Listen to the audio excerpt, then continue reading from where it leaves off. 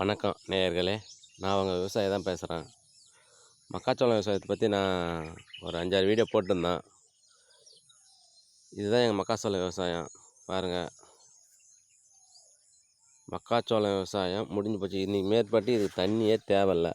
பாருங்கள், அதெல்லாம் நல்லா தான் இருக்குது. நான் சொன்ன மாரி உரம் கொடுங்க, மருந்து அடிங்க. ரொம்ப செலவு கம்மியான பயிர் தான் மக்காச்சோளம். விவசாயிக்கு எல்லாத்துக்கும் ஏற்ற பயிர் தான்.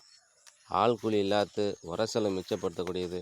என்ன நம்ம ஒன்று கரெக்டாக விடணும்னா தண்ணி மட்டும் கரெக்டாக விடணும் மக்காச்சோளத்துக்கு. பாருங்கள், கதிரெலாம் நல்லா தாங்க இருக்குது. எல்லா இதுலேயும் எல்லா கதிரும் நல்லா தான் இருக்குது. இதுக்கு மேற்பட்டு நம்ம தண்ணியே விட வேணாம். நல்லா காய போட்டு ஒடிச்சு வேண்டியது தான் கதிரை. மாடு இருந்தால் மேலே வந்து அந்த தட்டை அறுத்து மாட்டுக்கு போடலாம். இல்லை யாருனா வந்து அறுத்தாலும் விட்டுருங்க, அறுக்க வேணான்னு சொல்லாதீங்க. அந்த தட்டை அறுத்தா நமக்கு வந்து சோளம் ஒடிக்கிறதுக்கு நல்லாயிருக்கும். இதுதான் மக்காச்சோளம். சொன்ன மாரி நீங்களும் தீனி போடுங்க. தீனி போட்டு மக்காச்சோளம் விவசாயத்தை விவசாயம் பண்ணி லாபம் அடைஞ்சு விவசாயிகள் பயன்பெறுங்க. நன்றிங்க. நான் சொன்னது உங்களுக்கு பயனுள்ளதாக இருந்தால் ஒரு சப்ஸ்கிரைப் மட்டும் பண்ணுங்கள். நன்றிங்க.